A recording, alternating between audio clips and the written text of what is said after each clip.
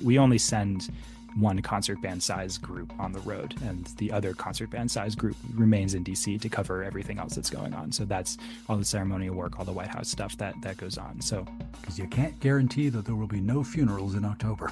That's a great point. In fact, almost always are.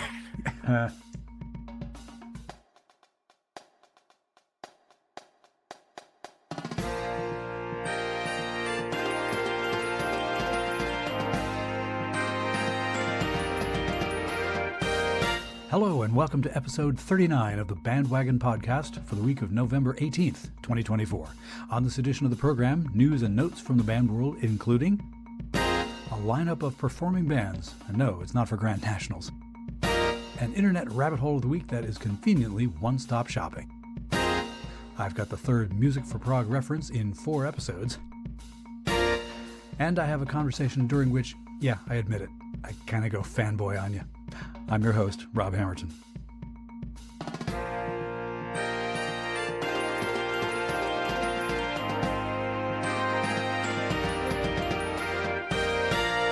Hello, dear listener. The process of planning and carrying out this podcast has offered me lots of opportunities that I wouldn't have had otherwise. I've learned about band-related and non-band-related topics. I've kind of stepped outside my comfort zone when it comes to things like advertising and marketing and all the other non-romantic facets of independent media production. My name is on a hat. But in preparation for this episode's trio section, I have done something that I frankly never expected to have any reason to do. I have gone back and forth via email with the United States Department of Defense. And somehow I didn't even need a security clearance. I promise you, I have never sat up quite so straight while typing an email in my whole band-related life. So, without further narration, let's drop a downbeat. Away we go. 10 Hut. Let's play the first strain.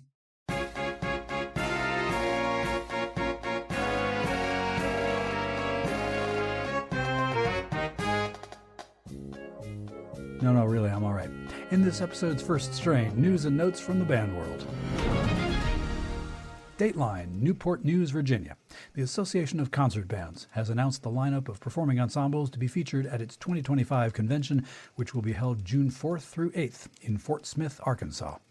Currently, that list of ACB member bands includes the Arkansas Winds Community Concert Band, the Baton Rouge Concert Band from Baton Rouge, Louisiana, the Hot Springs Concert Band from Hot Springs, Arkansas, the North Little Rock Community Concert Band from North Little Rock, Arkansas, and the River Valley Community Band from Fort Smith, Arkansas. And that's an abbreviated news and notes from the band world for this week. If you have a news item you think should be included in this segment, send me a link via email to heybandwagon@yahoo.com. After this grand pause, a word about how this week's trio section interview came about. Hope you'll stay with me.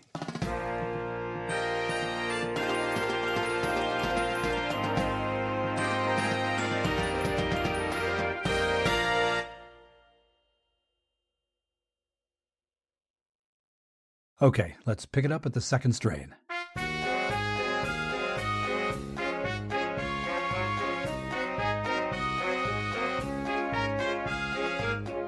In this week's second strain, on occasion I have had what have been termed brushes with fame. Standing close enough to a famous person to hear what they sound like in real life, getting a celebrity to reply to my fan letter, that sort of thing. And in this podcast space, I've already told the story of being able to casually greet or work with or fall over laughing with certain people during Drum Major Academy sessions and the like, who are old friends or longtime professional colleagues of mine, but who count as unapproachable celebrities in the eyes of a lot of folks in the band world. The whole concept of celebrity is sometimes weird to me. Too often, people are considered celebrities because of things they do or say that objectively are not that important in the world. There are famous people who are featured on national magazine covers and on television entertainment roundup shows, not because they're in films or TV shows, not because they've written books or plays, not because they sing or act or dance or paint, not because they're great athletes, not because they've done anything of note, but instead because they have a recognizable brand, because they're famous for being famous. Well, not in this case. This week's trio section, coming up next, was made possible by the following events. 1. I become the conductor of a local community band, the Neshoba Valley Concert Band. 2. I get to know the band members. 3. One of those band members is a very skilled percussionist. 4. Another is a very skilled trombonist.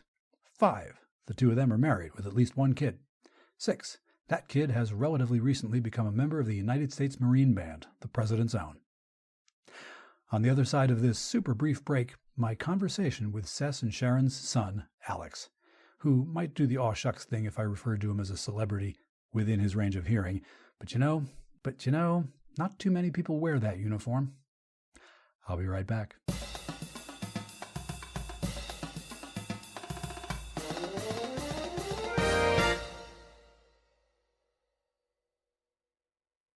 Okay, let's change keys and get into the trio section.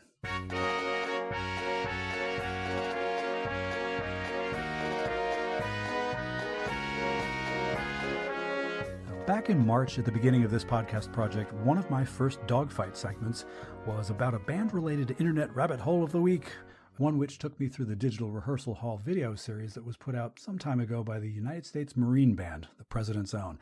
It's the kind of an outfit that we out here in the civilian world look at with a certain amount of awe, to be quite honest. If you're lucky, you'll get to see them perform live, but that's about as close as you'll probably get to up close and personal.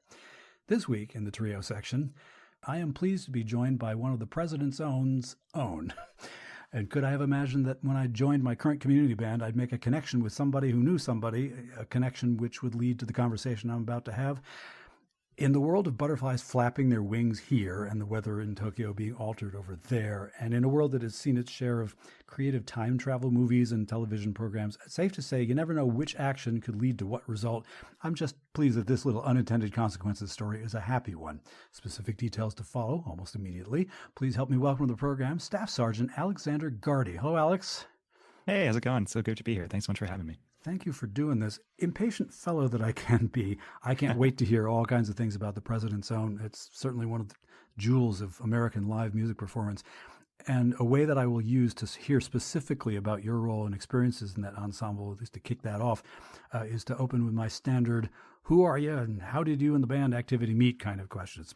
So here goes the first one. What is your primary instrument? My primary instrument is percussion. Been playing since I was 5 years old and haven't stopped to this day. How'd you get into playing? It was through my father, who you know and are familiar with the community band. He's been volunteering at the elementary school that I attended for well over 25 years, since before I was born at least, and taught lessons to the neighborhood kids. And one day I decided that I kind of wanted to get in on that, and so with him being my first teacher, and then my mother as well, who plays trombone, we would play with community bands and stuff growing up, and then my love for music kind of took me from there. So a question that I do ask folks who come on with me and do this, and sometimes I expect that the list is going to be long, and other times it's kind of bing, bang, boom, and here we are. What bands have you been active with in your life? One of the first was the Lexington Bicentennial Band in suburban Massachusetts, as well as the Neshoba Valley Concert Band. Those were the two that my folks played in, and they kind of brought me. And for whatever reason, the directors at the time decided to go ahead with a leap of faith and having a 7-year-old child playing in the percussion section. Huh. And then from there, some other community groups in the area, and then in my undergrad at New England Conservatory, playing with the wind ensemble there. My grad school at Rice, there wasn't actually a wind ensemble, but we had opportunities to do some chamber music with, brass percussion, that type of thing. And then President's Own from there to kind of reach that level has been really cool. But, the fascinating thing too about it is like we play a lot of that same music and the same arrangements that like the Neshoba Valley Concert Band plays. Like the one that comes to mind is the My Fair Lady Suite, which I just remember playing as a child, and that's in our White House standby book. So we'll be on the balcony of the White House playing that exact same arrangement. And I'm just thinking back to playing that with my folks, which is really special. Kind of just shows that no matter where the music takes you, it's always going to be kind of the same experience. Note to self, put that into the repertoire for next summer. Yes. Yeah, it's a classic. People like it. Yeah. It's most people who go from school bands into community bands. You went the reverse direction thanks to your folks. Yeah, exactly. I have them to thank for it. And especially being so young and being thrust into that kind of environment really taught a lot of the basic ensemble skills from a very early age. And I was definitely fortunate that they did that, because I was able to get all of that playing experience in a way that I wouldn't really have gotten through just going through the school band programs necessarily. So kind of the combination of that, and then playing with my dad in community theater as well was another really kind of pivotal part of my musical upbringing, where he would play the drum set book and I would play the percussion book for various musicals. We did what did we do? Sound of Music. We did My Favorite Year, the classics, and then Legally Blonde, and some more contemporary ones as well. But just doing all of that as a child, and then growing up through high school and whatnot, just a really totally different type of music making, and really taught a lot of those skills that are really important to have later on. So I think that going from the community band as a child to the school bands and stuff, it was really prepared to take on the greater challenges that lay ahead. Not too many people get into school bands with on-the-job training already built in. That's a good point. So at this point, I usually ask a question which I will know the answer to, but perhaps the listeners will not. If they see the episode artwork, they're gonna know. And that introduction kind of straight old gave it away, but I always do ask, what's your current band-related role? Current band-related role would be that of percussionist with the United States Marine Band. How did you get into the U.S. Marine Band? What's the process for that? The important thing for the President's Own, at least, and other what we call premier bands, so the Army Concert Band, the Army Field Band, the Navy Band, Air Force Band, Coast Guard Band, just to name a few examples. Those are the ones that are mainly stationed in DC. All of the way to get into those is to audition. It comes audition first. And these auditions are run just like any other professional orchestral audition would be run. So if you were to audition for the New York Philharmonic, it would be a very similar process to auditioning for the President's Own, wherein the audition will be posted on the website and the union paper, all of those same spots. And then you can send in a resume and go and audition. What's cool about the President's Own is we don't really do a lot of preliminary pre-screenings or anything like that. For the most part, if you send a resume, you can come take our audition. And I think it's important to do that. It's a great educational resource for younger students as well, who might be kind of diving into this world of auditioning for orchestras and bands, and a great way to kind of get feedback on where you're at and go through the experience of taking the audition. I will see online postings for those open chairs, and I will think to myself, it looks so straightforward. It can't be that straightforward. No, yeah, it's that's more or less how it works. There's a certain number of folks that we have in the organization. Those are also referred to as billets. That's kind of a military term. And so, for instance, there are 12 percussionists in the President's Own. And so if one of them leaves or retires, then a spot will open up and we'll have an audition to fill it. And that's kind of how we roll. So some sections that are on the smaller side, like our oboe section, which only has, I believe, 4 members, if they're all in for a while, then it's possible that we will not have an oboe audition for what could be a decade or something like this. That was the case with our harp audition, actually, that we had a few years ago. Was our harpist had been in for well over 20 years. So just because there's only one harp spot, there hasn't been an audition for that. So a lot of it is timing as well. Is there, I'm thinking of the drum corps world where you age out at age 21. Is there an age out moment? Because I look at videos of the band and I see folks who are not all of them in their early 20s.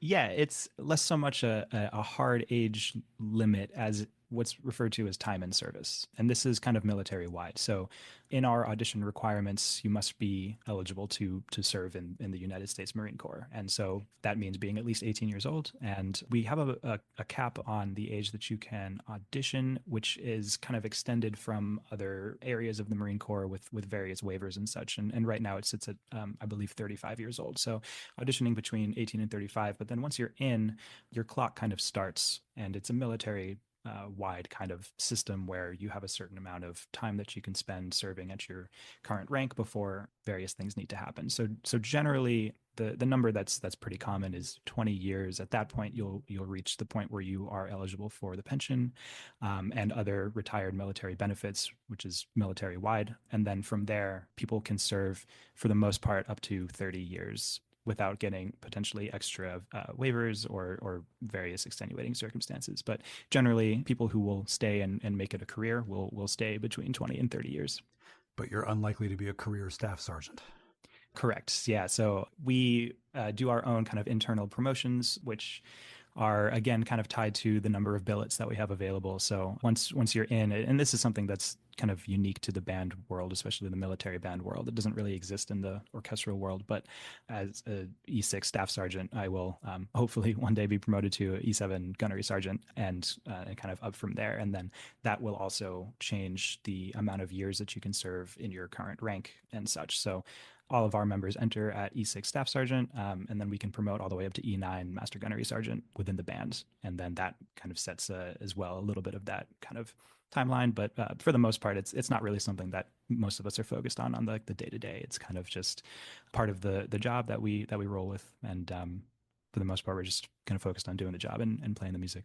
So you came in as an E6 and you are an E6. Ladies and gentlemen, this gentleman has not been with the Marine Band that long. You joined, remind me. I got to DC in March of 2022 and have been here since. Moments ago, you talked about there being 12 percussionists in the United States Marine Band, the President's own. Observant watchers of videos will note that there are not 12 percussionists on the stage at once. Is there a rotation system, or does it have to do with seniority? What's the behind the scenes on that? We have 12 percussionists, which is a lot. I mean, if you look at most orchestras, the reason we have so many is because we do a lot more than just what people see on the concert stage. The President's Own and the Marine Band doesn't have a separate ceremonial unit. So all of the members who are in the President's Own do both ceremonial and concert work, often at the same time. One of the reasons why the organization is so large and we have so many percussionists is because at any given time, we may have, call it 5 or 6 people assigned to a concert, and then we need the other half of the section to be able to do full honor funerals at Arlington Cemetery or be on standby for White House commitments that come in and other duties such as that. So within the section, we have some leadership. We have a section leader who does a lot of our scheduling, and they will take a look at the jobs that are coming up and say, okay, we've got a funeral on this day. We need 3 players for that. And then at the same time, we have a diplomatic arrival at the Pentagon, and we need another 3 players for that. So that's 6 players for that one day for 2 different jobs. And then all of a sudden it's like, okay, well, this Saturday we have a concert coming up. The repertoire needs 5 players. So right there, that's 11 people needed on that one day. And, you know, so it adds up quick depending on the, what we call operational tempo of what's going on. So the good thing is, we always do a lot of rotating. So for the most part, we try and keep it fairly balanced between the amount of ceremonial work and the amount of concert work that each player does. And so on kind of a schedule type basis, on 1 week, if you're on a concert, then it's very possible the next week you'll be handling a few ceremonial duties, and then so on and so forth, so that we don't really try and get too pigeonholed into doing one thing. If there is a particularly interesting performance opportunity that's coming up, is there any lobbying that happens? None that I've seen. We have principal players that will generally be on some of the higher profile opportunities, but for the most part, it's done quite fairly. We do a lot of really cool things, and the good news is everybody will get to be a part of at least some of the cool things for a lot of it, which is really special. And our section leader does a really great job at making sure that that's the case. And I'm sure if there was something in particular, there could be a little bit of lobbying done, but I haven't quite experienced that just yet. One thing we haven't mentioned is that you also play in the Marine Chamber Orchestra. Back quite a few years, I remember seeing a video of that group playing on Late Night with David Letterman. That's how long ago it was.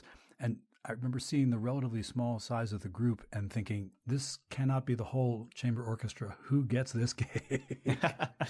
Yeah, and that's exactly, all has to do with various assignments, and if you're out of town on leave or handling some other duty and stuff like that. So yeah, our chamber orchestra is really great, and something that a lot of people actually don't know about the band is we do have string players.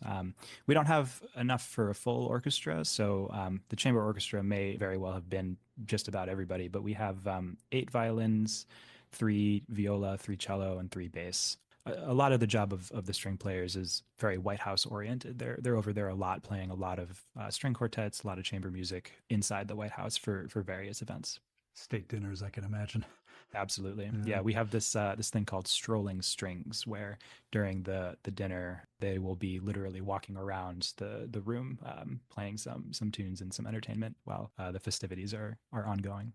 So you were talking about the concert versus the ceremonial duties of the band. This was going to be one of my questions anyway. What's the average week's schedule like? Or is there an average week even? It's a great question. And, the day-to-day, the week-to-week of the band is always changing and ever present, and that's one of the most exciting things about the job, at least in my opinion, is there's never too much of one thing, and we're always kind of rolling around with it. Not so much Here Comes Tuesday again, huh? Yeah, exactly. Every Tuesday has been different the entire time I've been in. But yeah, in terms of overall scale, I mean, we have various distinct concert seasons. So the spring, more or less from January through May or June, we're handling kind of our more formal indoor concert season where we play on a very regular basis, whether it be every week or every other week, and that's where we have the full concert band doing all of the the contemporary stuff, the classics, the marches, all of that, as well as rotating with the chamber orchestra and smaller ensembles as well, like jazz bands and Latin ensembles, things like that, as well as chamber music, which is a really fun kind of musician-driven opportunity, which is always kind of going on. And then in the summer, we transition to some more ceremonial duties and kind of a lighter concert season where we're playing outdoor shows at the steps of the Capitol or on the National Mall or other places around town, generally smaller, kind of more pops-driven, lighter fare for folks who are just kind of passing by. They can stop and listen for a little bit. The fall, we kind of really transition with a focus on tour. And then in the winter, we're very much White House oriented with a lot of receptions and such going on. But the number I was given from some of our folks in our communications office is that we, on average, do around 200 events at the White House each year, which is always going on in the background behind all of these concerts and such that you're seeing, and behind all of the full honor funerals and the state arrivals and the evening parades and other ceremonial duties, as well as programs at various government agencies all around the area that go all year. So, I mean, we're talking hundreds and hundreds of things going on all of the time. And so week to week could be a light week, could be a heavy week, and then things are always changing. We have White House events that come in sort of last minute, sometimes very last minute.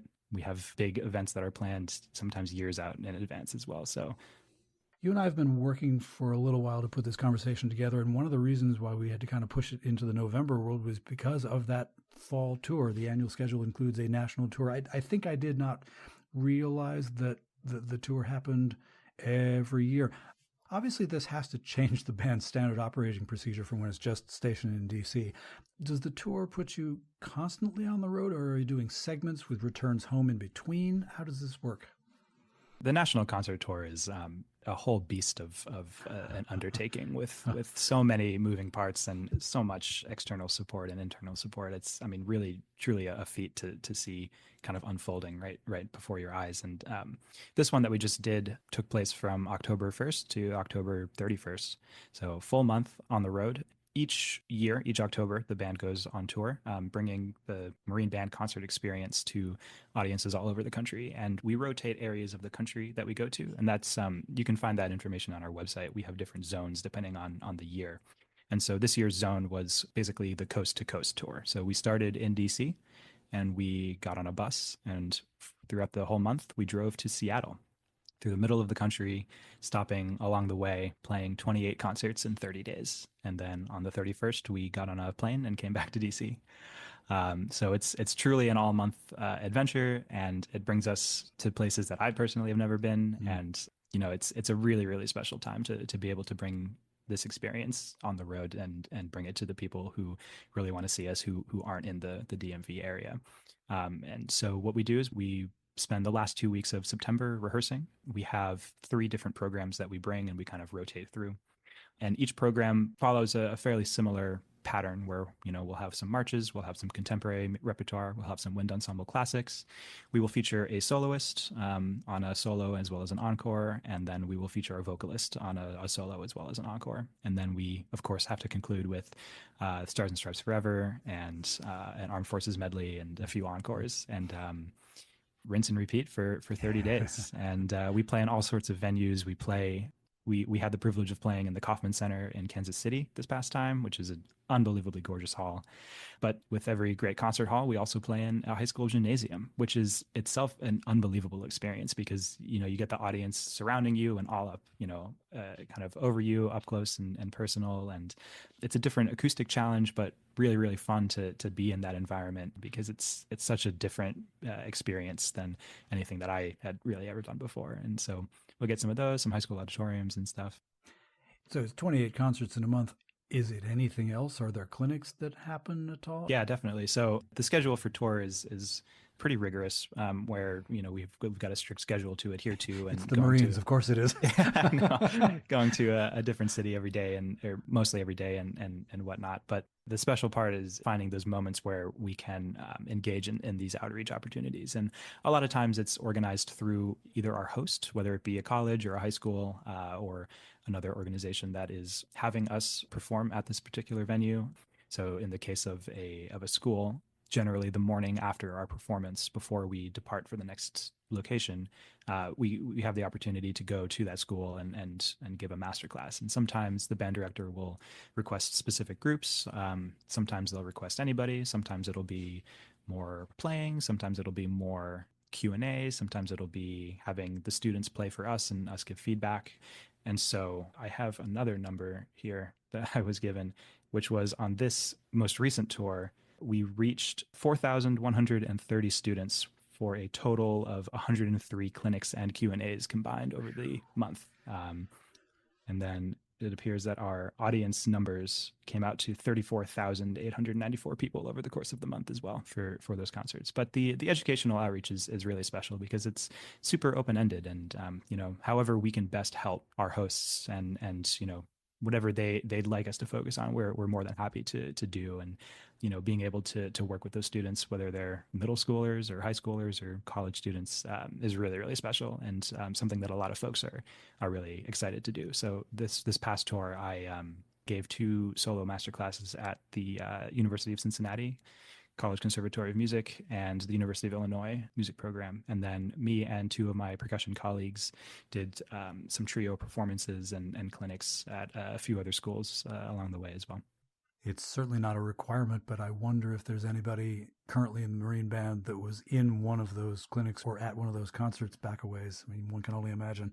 Yeah, with the regularity of the tour and the wide reach of it, it's very possible. And I know that people in the band have at least seen the Marine Band come to their hometowns as they were growing up on tour in years past and whatnot. So it would definitely not surprise me if that were the case. And it wouldn't surprise me if in 15 years we get a percussionist coming through who was like, "Hey, I saw you guys at the University of Denver or whatnot," and be like, "Wow, that was really cool." So you never know. And it's like you were saying about the butterfly effect and all of that. So I have a question which you may know the answer to vicariously, but I think it applies to an event that, because you joined in 2022, you have not yet experienced personally. But when Inauguration Day comes around, you may know this anyway, regardless of whether you're going to get involved, even if it's really cold. And I remember 2009 particularly being a ferociously cold day, because I had friends who were in the parade and they talked about it. Is it safe to presume the Marine Band is really playing regardless? Oh, yeah. Yeah, we, as far as I'm aware, and maybe this is a closer guarded secret than even I've been let in on, but as far as I know, we play and we play well. I mean, the cold is just one of the environmental challenges that we deal with on the regular. But one of the coldest job that I think I've done so far was this past early December of 2023, I believe. We performed for the Capitol Christmas tree lighting. Huge Christmas tree on the lawn of the Capitol, and we had a band there to perform at the tree lighting event for it. And it was frigid, and the wind and everything. So we have these wonderful big black wool coats that are very, very nice, and we wear them for all sorts of cold weather jobs, whether it be something like that or funerals during the winter months. And they do a really, really great job to a point. I mean, there's always going to be that next level of cold. And I remember we were sitting there, and there were all of these speeches going through, and there were poems being read, and carols being sung and whatnot. And we're sitting through the ceremonial aspect of it, and I've got hand warmers in my gloves, and I'm just like sitting there, and I'm just like, and they're not working. No, yeah, I didn't feel them. But then, we have to get up and play some tunes, and I'm playing like a bass drum cymbal attachment, and like I can't feel my hands, and I can't even imagine the poor brass players who are all trying to use plastic mouthpieces to, at least tolerate putting something on their lips at that point. But we play, and that's just how it goes. So what's really special about this group is how resilient they are, depending on any of the situations, whether it's that or if it's boiling hot in the summer or torrential downpour or even snow.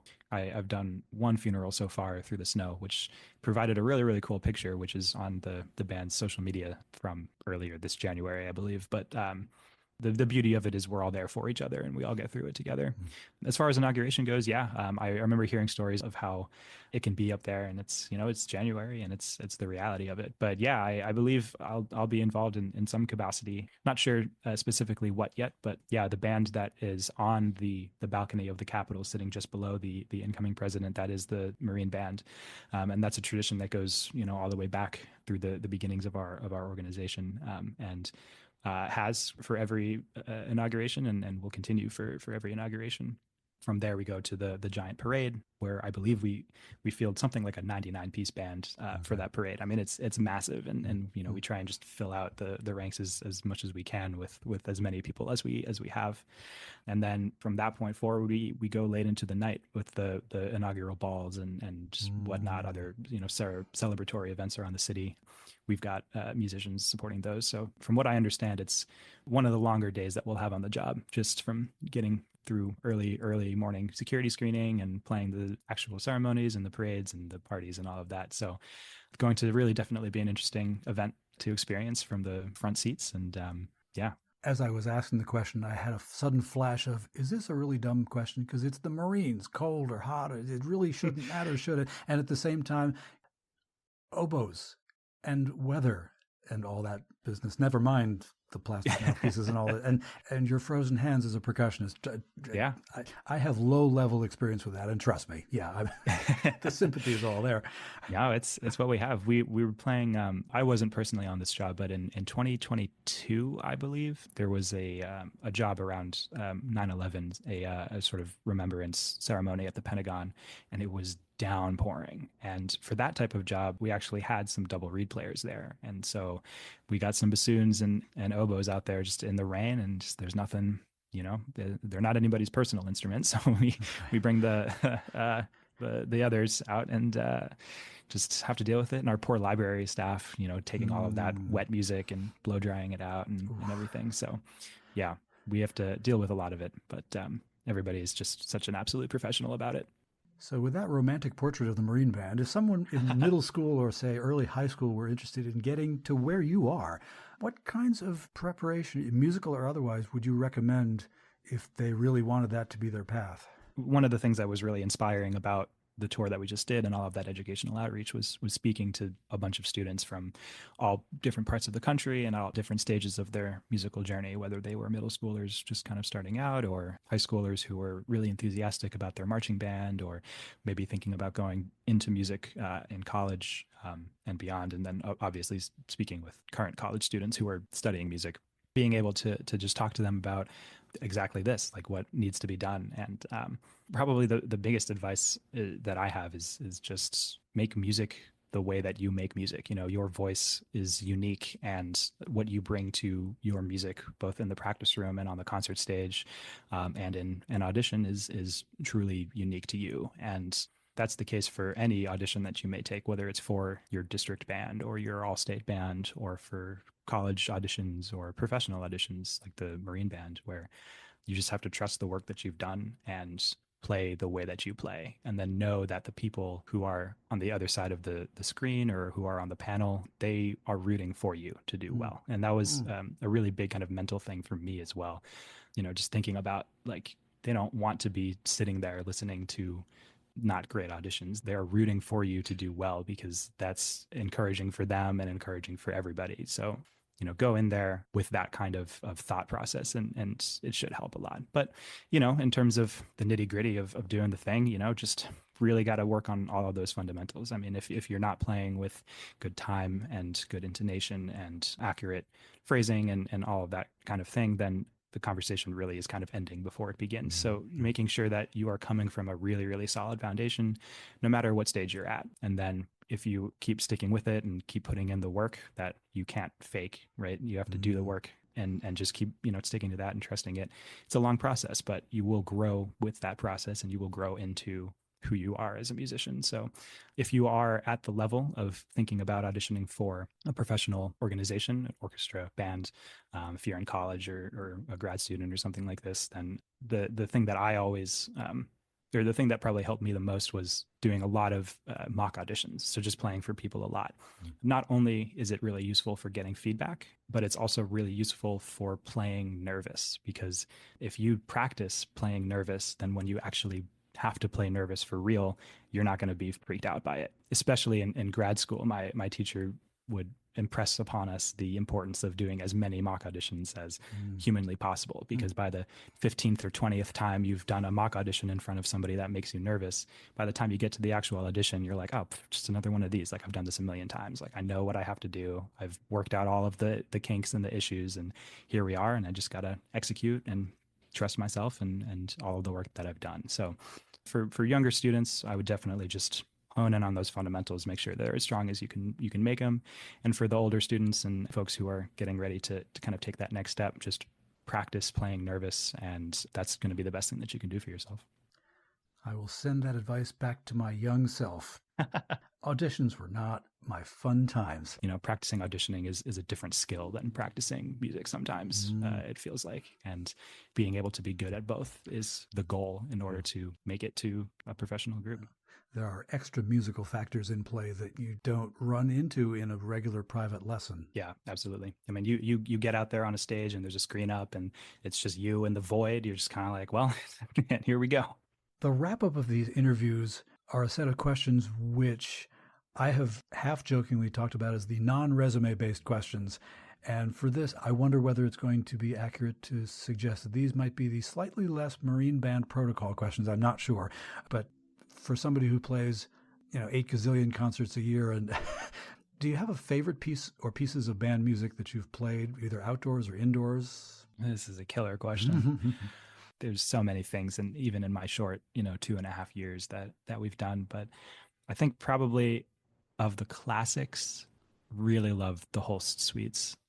I've had the privilege of playing them like a number of times, even in the short time that I've been here, both on, the formal concert stage, but also on the lawn at the White House. And they're just so good. They're so well written. They're just, timeless, truly. And, to be able to hear the Marine Band low brass section start the beginning of that first one, I mean, oh man, every time just perfect. And it's so special. No matter who's on the podium, it's just, there it is, Part of that has to also be my upbringing in the concert band world of community band and stuff of just like, I've played this piece a lot, and, to hear it done kind of how it's supposed to go is pretty cool.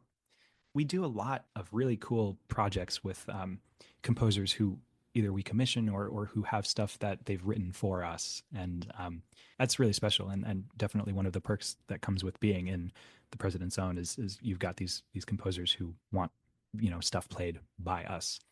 But we did a project last year for the band's 225th year anniversary. We did this, it was on a recording, first of all. We did on our album, The Marine Band at 225.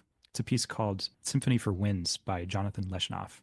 It was written for us, and it's just very challenging to get through and then to record it and stuff. For and the Marine Band, ladies and gentlemen. Yeah. It's and especially when we're doing these recording projects, there's so much more heightened.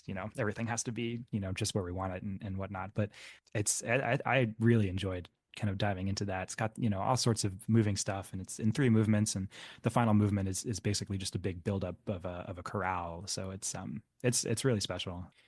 And then probably one of the highlights of not necessarily like a piece, but just of the time that I've been in was also last summer with the band's 225th. We did a big gala performance at the Kennedy Center here in DC with John Williams music, and we had the great privilege of having the John Williams come out to conduct it. Being up there and playing Indiana Jones and Star Wars and E.T. and Jurassic Park with John Williams on the podium and getting him to rehearse with him and hear his stories. And bucket list. I mean, just that was one of those that if I hadn't been assigned to it, I would have probably seen if I could have lobbied for it. There we go. It was like right on my birthday too. So I was like, this has to be. And one of the fun nuggets that we got from that one is his march from 1941. He did a big concert with the Marine Band 25-ish years ago. I'm forgetting specifically, but another similar thing at the Kennedy Center. And, when we were rehearsing 1941 with him, he was like, this is the one piece that I wanted to bring back again for this performance because there's nobody that plays it like the Marine Band. And just the joy and the smile on his face the entire time. I mean, he was barely conducting because he was just enjoying it, and it was just special to see. Now, there are two questions that I ask everybody on this podcast, and to be honest with you, I genuinely don't know what your answer could possibly be to these. Is there a piece of band music that you have never played but you would like to? Oh, man. Kind of going along with some of the contemporary ones that we've done some of these super heavy hitting pieces by John Mackey or Maslanka, these just powerhouse pieces. We did John Mackey's Wine Dark Sea earlier this concert season, which it's like a 35 minute just masterpiece of chaos. And that rehearsal process was intense and very, very rewarding. But playing pieces like that and being able to dive into it and have the firepower to do it and the personnel and the professionalism and all of that. I haven't really done pretty much anything by Maslanka before. And so I think one of his symphonies would be up there for me. The band did Maslanka 4 recently. I wasn't on it, but to do one of those and to just kind of experience what putting together something like that is like would probably be up there. And, I have no doubt that we'll cover some of that repertoire in the coming years.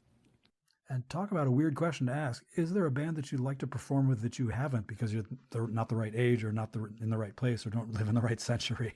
This might be a bit of a homer answer, but one of the cool things about this band and the history and the legacy of this band is, how easily traceable it is because it's so interwoven with American history and the big parts of American history. And I'm only a few years in the band, but some of my colleagues have been in for nearing 30 years. And I'm sure when they were just starting out, they were colleagues with people who were nearing on their 30 years. And so you can go back and say, I was colleagues with someone who was colleagues with someone who was colleagues with someone, so on and so forth, back to Sousa. So I wonder what it would be like to play with the band back then, with either with Sousa or the band was at like the Gettysburg Address. Like, what was that like, taking the train over there to perform at that, event?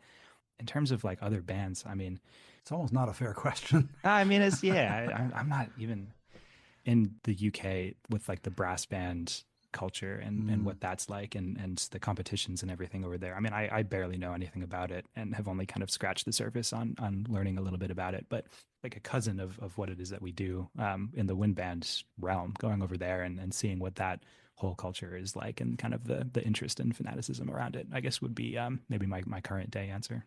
And as I think about it, apart from amplified vocals and the occasional contemporary piece where I can imagine perhaps electronics might be involved, an awful lot of what you do has got to be presumably very, very similar to what was happening when Sousa was in charge. Yeah.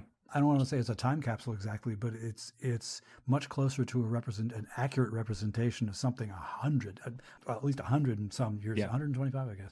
Yeah, and it's specifically with Sousa and his huge impact on the band.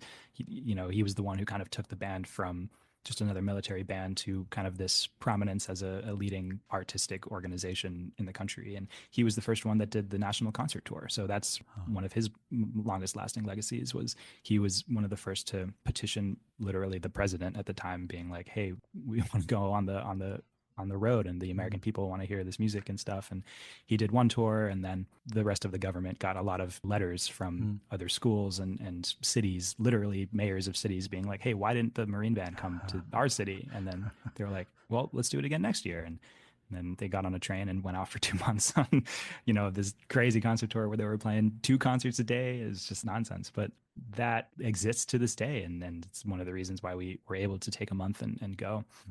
Despite everything else that's going on in DC. And I guess I should say on that topic, we do have the half of the band stay home. So I guess we're jumping back a little bit, but tying back to like operational tempo and stuff during tour, we only send one concert band size group on the road and the other concert band size group that remains in DC to cover everything else that's going on. So that's all the ceremonial work, all the White House stuff that goes on. So another reason why we have such a big organization is so that we can do stuff like that. We can send half of the sections out on the road and keep half of them back in order to do everything else that we're always doing. And so the past 2 years when I wasn't on the road, I was at home continuing to do all of that work that we continue throughout the year. Because you can't guarantee that there will be no funerals in October. That's a great point. In fact, almost always are. This one, I'm just desperate to know. Have you got a favorite band story from any part of your life that you want to tell? In 2022, the band went to Europe on a international, like 10-day long tour. And it's not very often that the band is able to do that. The band went to Japan in 2019, but before that, it had been a while since they went international. And it's just difficult with government organization, military organization going overseas. There's a lot of stuff that goes on there, paperwork and whatnot. But so this tour came about because of WASB, the World's Association of Symphonic Band Ensembles, something like this. It was going on in Prague that summer. While we were over there, we didn't just do the WASB festival. We went around, and there were a few other things going on at the time. And so we ended up making stops in Innsbruck, Austria, as well as a real small town in the Netherlands called Kerkrade. I had just gotten in the band that spring. Early on, we get a million emails and whatnot. And I got an email from my section leader that was like, hey, just so you know, you are the alternate for this European tour. So in case somebody can't go or something like that, it's going to be you who goes. I'm like, really? I just got in, I don't know, up from down in this world. And what that meant is I had to go through all of the additional paperwork and training and stuff. So in addition to all of the training and paperwork and stuff that I had going on, I had to do this other stuff where I had to get a second passport and do this whole thing and, all sorts of training and everything else. And I was like, great. So I'm doing all this work. I have to do all this extra stuff to just ultimately not go to Europe. Very, very cool. The week of rehearsals, just a few days beforehand, really unfortunate that somebody had to not go on the tour kind of last minute. And I get a call, and all of a sudden it's like, hey, what are you doing in 2 days? Cancel it because you're going on a trip to Europe right now. I was like, oh my goodness. I got that phone call while I was on a job in this rehearsal for this other ceremonial duty that I was doing. And I had heard inklings, that this might be coming. And so I felt my phone vibrating, and I was like, I think I might know what that is. So as soon as I had the opportunity to check my phone, I look, and it's like, hey, so now that you're going to Europe, please come by our office for this extra paperwork or whatever. I was like, oh, now that I'm going to Europe, that's news to me. So get back and just a whirlwind. And I only get one rehearsal with the band before we go. And we're playing Music for Prague by Karl Husa in Prague. Oh. And I have this nasty xylophone part. It's such a hard part. And we're leaving in 2 days. I'm like, oh my gosh. And so not only do I have to hastily pack for 10 days in Europe and my uniforms and everything, and then I have to learn all of this rep. We're doing that. We're doing these crazy pieces by Johann de Mej and all of these other things coming down the pipeline. And again, I had just gotten in, so I hadn't played any of this rep, and I didn't really know what was going on. And so I was just practicing and packing and doing this whole thing, and it was a complete whirlwind. But we made it over there and had just such a blast. I mean, again, everything that I was doing with the band was new to me at that time, but bringing it overseas and playing Stars and Stripes and seeing the European audiences just standing and clapping the entire time, it was really interesting. I didn't know how that would play over there. We American audiences are used to certain things, and I'm sure, it's got that kind of cultural importance, but then, to bring it over there and have that same kind of response and just the admiration that, it's the Marine band and we still have that traction over there was really cool. And to be able to perform over there and meet my colleagues that way and do the whole thing was really special. So that was definitely started my career off here with a bang for sure. And then I think the other one was that fall. I wasn't going on tour, but one of the cool things that we got to do at home, Elton John was coming through on a national concert tour. He was doing his big tour, and he was playing at the baseball stadium here. While he was in town, he was invited to perform kind of a more solo private event at the White House. And since it's a musical event at the White House, who should open for Sir Elton John other than the United States Marine Band? Mm-hmm. And so we go out there, we had rehearsal, the whole thing, we're out there. They've constructed this whole tent. I think it was filmed by maybe PBS or something like that. I'm not entirely sure. We're out there and we play some marches and some patriotic stuff. We leave as Elton John comes on, and we're in the White House, crowded around this open door, listening to his solo performance. He's just him and piano, no band, and just him singing the hits with the piano. And then to finish out that event, we go up on the balcony of the White House and we have this arrangement of I'm Still Standing for essentially kind of like a marching band stand tune kind of a thing. And so we're out there playing I'm Still Standing as Elton John is like walking off the stage beneath us from the balcony of the White House. And I was just like, what is this job? What am I doing right now? Like these situations where I never thought I would find myself. And there we are. And just so cool. Well, what an honor and a privilege to get to talk to somebody who's in the thick of it, who's right in the middle of an ensemble that I'm sure a great portion of our listenership just kind of holds up on a pretty lofty pedestal, and with good reason.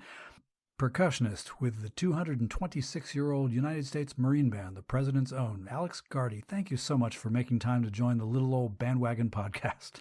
Oh, I'm happy to do it. Thank you so much for having me. And anytime you need me back to chat a little more USMB, I'm happy to do it. You don't have to ask me twice. Okay, we'll take a break and then return with something probably far less dignified.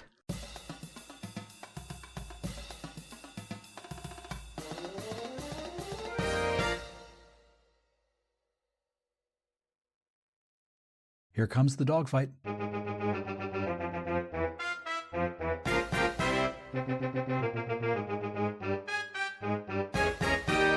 This week's dogfight is another band-related internet rabbit hole of the week.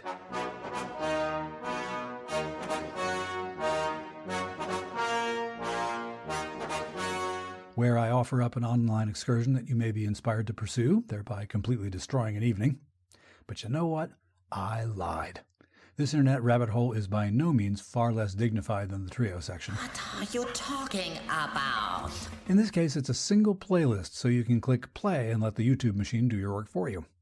I've included a link in this week's show notes to this playlist of recordings that make up the album that Alex GARDE made reference to earlier.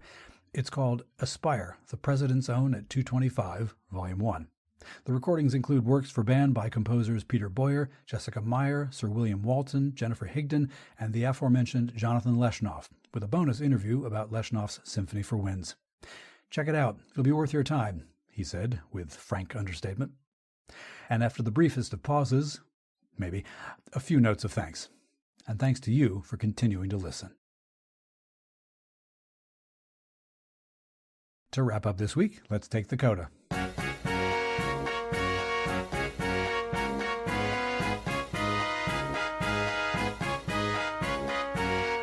For the CODA this week, some credits ahead of the standard end credits. My thanks to Staff Sergeant Alexander GARDE and to his parents, Cess and Sharon, who put the bug in Alex's ear about this project originally, and who are just generally all-around good folks. They do community band, of course they are. And thanks also to Master Sergeant Rachel Gattiali, the Communications Strategy Chief for the United States Marine Band. In spite of all my silly sitting up straight quips at the top of this episode, the Master Sergeant could not have been friendlier or easier to work with in setting up the interview, even as there was this understanding that this is the Marines, and we would not like to show the President's Own or its newest percussionist in anything but the fine light that they deserve. She was doing her job, but humanely.